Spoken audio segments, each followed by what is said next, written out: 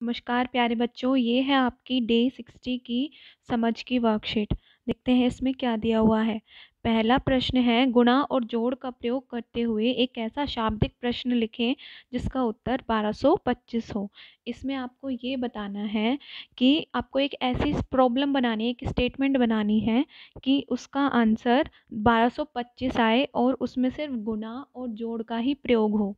तो इसमें मैंने कोशिश की है, आप भी अपनी तरफ से, मैं आपको समझाने के लिए बना रही हूँ, आप अपनी तरफ से भी लिख सकते हैं जो आपके दिमाग में आता होगा। पहला कि भाई, राम ने एक दुकान से 10 गुड़िया खरीदी जिनका मूल्य 100 रुपये प्रति गुड़िया है, और 15 चॉकलेट खरीदी जिनका मूल्य 15 रुपये प्रति चॉकलेट है। बताइए राम ने कुल कितने रुपए का सामान खरीदा। अब देखो यहाँ पर इन वैल्यूज़ को गुना करके और जोड़ के वही उत्तर आएगा जो इन्होंने दिया हुआ है। देखो, उसने 10 गुड़िया खरीदी हैं जिनका मूल्य 100 रुपये प्रति गुड़िया, यानी एक गुड़िया 10 की 100 रुपये है, तो 10 गुड़िया कितने रुपए की हो जाएंगी। 10 को 100 से गुना कर देंगे, कितनी आ जाएगी, 1000। ठीक है। और 15 चॉकलेट खरीदी हैं और हर चॉकलेट 15 रुपए की है, तो 15 गुना 15 हो जाएंगे ना, कितने हो जाएंगे, 225। फिर कुल कितने रुपए हैं, 1000 रुपये गुड़िया के हो गए, 225 चॉकलेट के हो गए, तो 1225। इनको जोड़ेंगे तो यही आएगा। तो इसमें जोड़ का भी उपयोग हो गया और गुना का भी। इस तरीके से आपके दिमाग में कोई और ऐसी स्टेटमेंट आती है, कोई प्रश्न बनाने को आता है, तो आप वो बना सकते हैं। अगला प्रश्न देखते हैं। भाग और घटाव का प्रयोग करते हुए एक ऐसा शाब्दिक प्रश्न लिखें जिसका उत्तर 2645 हो। तो इसमें भाग और घटा का उपयोग करना है। ये देखो, अमन और उसके 4 दोस्तों ने एक दुकान से 1775 रुपये में 5 एक जैसी शर्ट खरीदी, यानी उन्होंने 5 एक जैसी शर्ट खरीदी है 1775 रुपये की। राम के पास 3000 रुपये हैं। बताइए राम के पास अपनी एक शर्ट खरीदने के बाद कितने रुपये बचे। ये देखो, राम ने और उसके अमन ने और उसके दोस्तों ने 1775 रुपये में 5 शर्ट खरीदी हैं। ठीक है। हमें निकालना है राम के पास अपनी एक शर्ट खरीदने के बाद कितने रुपए बचेंगे। तो राम की एक शर्ट कितने रुपए की आई होगी, 5 शर्ट आई हैं 1775 रुपये की। तो एक शर्ट आई होगी 1775 को 5 से भाग करो, 5 दिए 15, 5 पचे 25, 5 पचे 25, यानी 355 रुपये की एक शर्ट आई है। राम के पास 3000 रुपये थे। अब 355 उसमें से घटा दो, कितने बचेंगे, 10 में से 5 गए 5, यहाँ 9, 9 में से 5 गए 4, 9 में से 3 गए 6, और यहाँ हो जाएगा 2। तो 2645 रुपये आएगा। राम के पास कितने रुपए बचेंगे, 2645। इसी तरह अगर आपके माइंड में कोई और तरीका आता है तो आप वो बना सकते हो। अगला देखते हैं।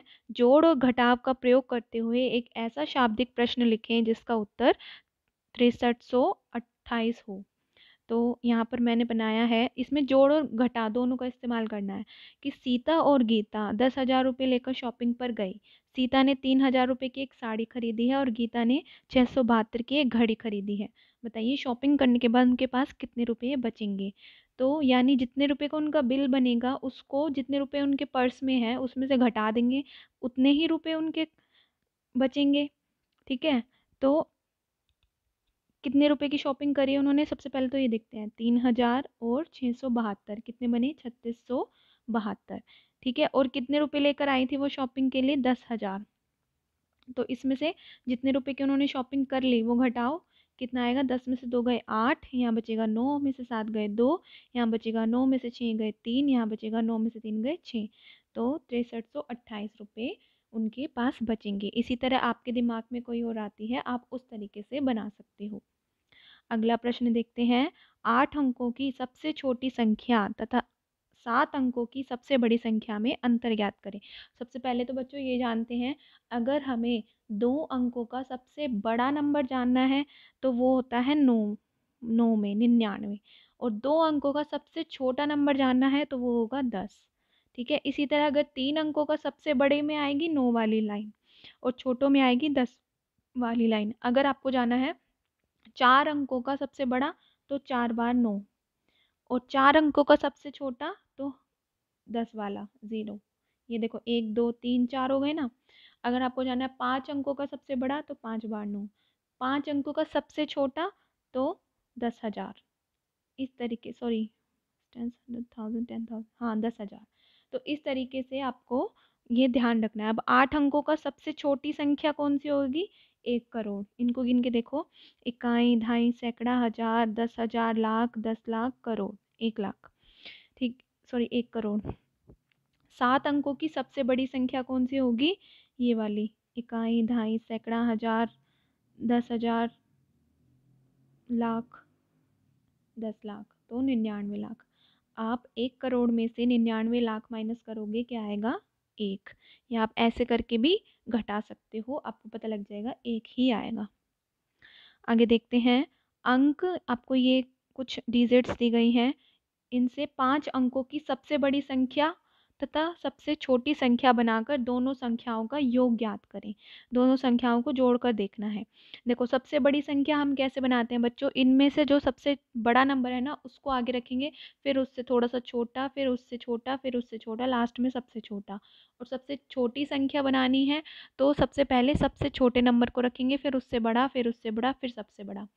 ठीक है, तो सबसे बड़ी संख्या कैसे बनाएंगे? देखो, हमने इसमें सबसे पहले सबसे बड़ा नंबर लिया 9, फिर 6, फिर 5, फिर 1, फिर 0। और सबसे छोटी, सबसे पहले 0 ले लिया, ठीक है, 1, फिर 5, फिर 6, फिर 9। ठीक है, इस तरीके से ये सबसे बड़ी संख्या हो गई, सबसे छोटी संख्या हो। अब इनका हमें योग ज्ञात करना है। योग ज्ञात करने के लिए इन दोनों को जोड़ दो। 0 में 9, 6, 7, 5, 5, 10, यहाँ पर हासिल आ जाएगा 1, 6, 7, 8 और 9।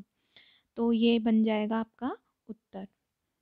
आगे देखो, जोसेफ के खेत की लंबाई, आपको यहाँ पर ये फिगर बनानी है। पहले तो आपको जितने भी परिमाप और क्षेत्रफल के क्वेश्चन दिए जाते हैं, उन सब की आपको फिगर बनानी है और सब में ऐसे नाम लिखना है कि लंबाई 5 मीटर और 3 मीटर है।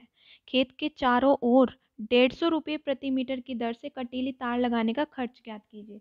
तो ना आपको क्या करना है, इसके चारों ओर खेत कटीली तार लगेगी, जिसकी तार की 1 मीटर की कॉस्ट जो है 150 रुपये है। 1 मीटर तार जो है 150 रुपये की आती है। तो आपको इसके चारों ओर जितनी भी तार चाहिए, उसको हम 150 रुपये से गुना कर देंगे, तभी हमें उसका खर्च पता लगेगा।